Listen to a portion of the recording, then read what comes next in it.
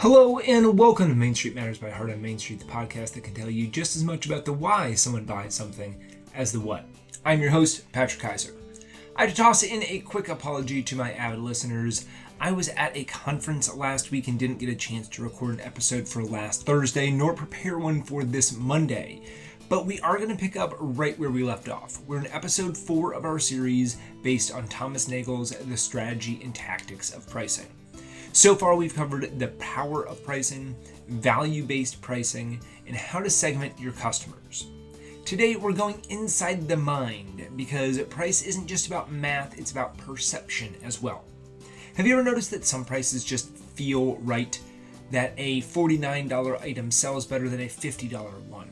Or that a customer will happily buy 3 candles at $60, but they might hesitate at 1 for $20? That's not a coincidence. That's psychology at work. As Nagle explains, customers do not perceive price as numbers, they perceive them as cues about value. In this episode, we're going to break down why perception matters in pricing, explore the psychological shortcuts customers use when deciding whether it's worth it or not, and share simple ways independent retailers can use those insights ethically to increase sales and customer satisfaction. So it's time to read some minds. It's book club time. Let's start with the truth every retailer has experienced. Customers don't evaluate prices rationally. You've probably seen this before. You can discount an item by $3 and suddenly it flies off the shelf. Or you can raise the price on a product and it actually starts to sell better. That's because customers aren't comparing your price to your cost. They're comparing it to a story in their mind. Nagle puts it this way: price communicates value as powerfully as the product itself. When customers see a price, their brain instantly asks 3 questions. Question number 1, what does this say about quality? Question number 2, what am I giving up in order to get this? And question number 3, how do I feel about this trade? That last question, how do I feel, is where perception takes over. Here's why perception matters so much. Price is a signal. The higher a price, it can imply quality, craftsmanship, exclusivity. A lower price can signal a bargain or sometimes lower quality. Price is emotional as well. People associate emotions like pride, excitement, or even guilt with spending. And then price is comparative. We judge prices relative to other prices, not in isolation. I've used this example before, but it's an easy one to think about. Think about walking down an aisle of a wine shop. If all of the bottles in that area are $24 to $42, a $36 bottle seems middle of the road or even maybe on the high end. If there's a $75 bottle next to it, suddenly that same $36 bottle feels inexpensive and sales go up. That's perception at work. For Main Street retailers, understanding price psychology helps you tell a better story about your products and guide customers towards choices that feel good for them and for your business. So let's dig into the psychological principles that drive price perception. These are subtle mental shortcuts customers use when evaluating price, and often without realizing it. Probably the best known one is the left digit effect or charm pricing. Prices ending in 9, like $19.99 instead of $20, sell better. And why is that? We all have seen that before, but it's really because customers read prices from left to right. The very first number being a 1 makes it feel like it's in the $10 range, even though it's only 1 cent cheaper than 20.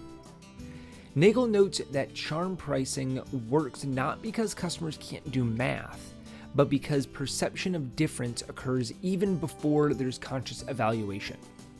For small retailers, that doesn't mean to carry everything with 99 cents at the end of the price. But using charm pricing for certain items can create subtle deal feelings without cutting profit. There's also the anchor effect. People rely heavily on the first number they see, the anchor. Just like in our wine example, if your most expensive item is $120, a $70 option feels affordable. Without that $120 anchor, $70 might feel pretty steep. You should use anchoring to your advantage. Display premium products next to standard ones. It sets context and makes your regular prices feel even more reasonable. There's also the decoy effect. This is a third option that makes the one that you want to sell look like the best deal.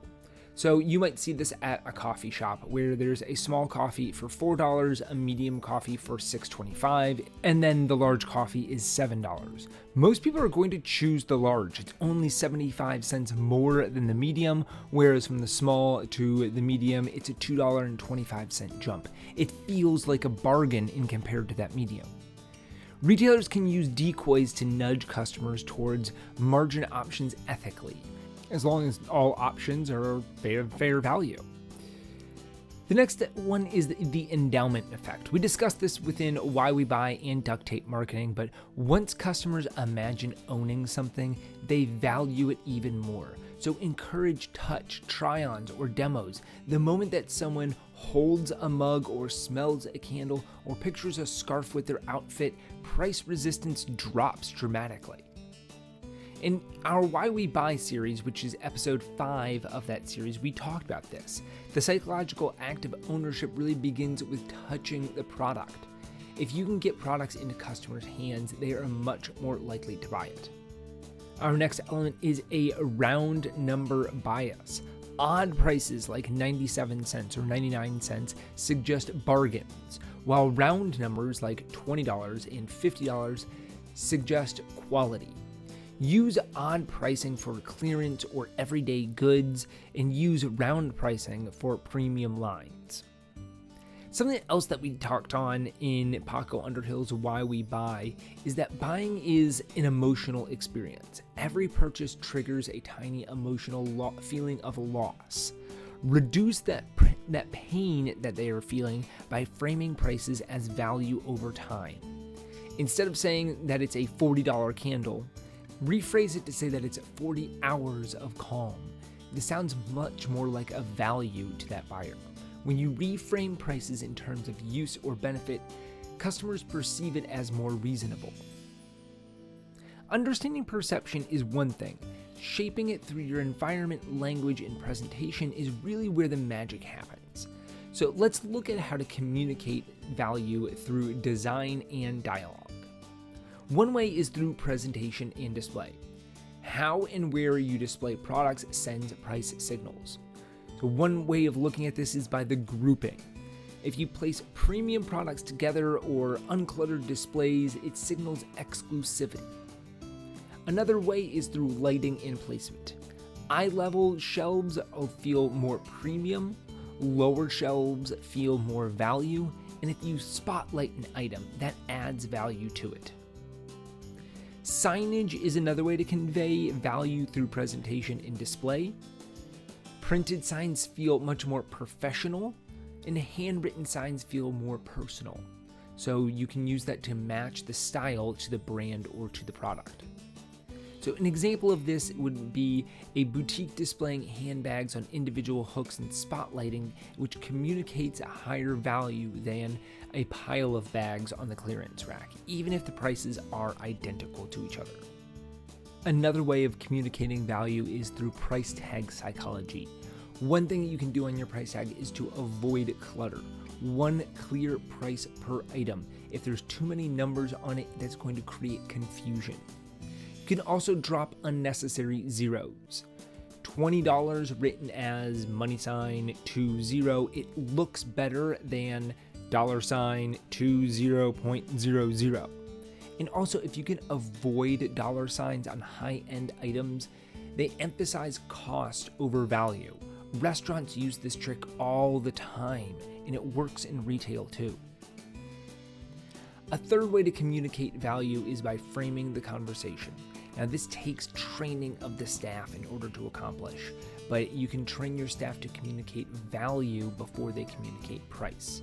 Instead of saying something like, "This is $28, you could say something around, "This is artwork that is done by a local artist, and they give back to the community, that is $28. You've reframed the price as a reflection of exclusivity in support of a local enterprise, not the cost. Nagle says that price resistance diminishes when buyers understand the benefit that they receive before hearing the price. A fourth way to communicate value is by using comparisons strategically. Show savings without undercutting yourself. Say, this candle lasts twice as long as the cheaper brands and it's only $4 more. Now that price feels relative to value, not absolute.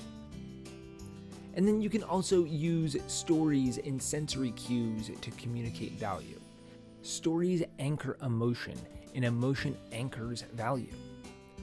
So you could do things like include product stories on the price tags. Let customers experience the texture, scent, or sound of the product. And use local or origin stories to connect emotionally to the buyer. When the price reflects emotion, it feels justified. So let's finish up by talking about how to apply it this week. Here are 3 different ways that you can use pricing psychology in your store this week. Tweak one price display. Take a slow-moving item and try charm pricing. So make it $29.95 instead of $30. Or round it up for a premium feel, $40 instead of $39.99. Track the difference there and see if there's any movement. Add an anchor item. So display one higher priced product next to your mid-range line and watch how it affects perception and sales of the other items around it. And then reframe your story. Update one product tag or emphasize staff pitches to look at value before pricing. Something like, this notebook is made from recycled paper in a woman-owned co-op. It's $14. These small changes teach you how perception shapes behavior and how to guide it thoughtfully. So that is it for episode 4 of our series on the strategy and tactics of pricing. Today we learned that price is not just a number, it's a story, one told through design, language, and experience.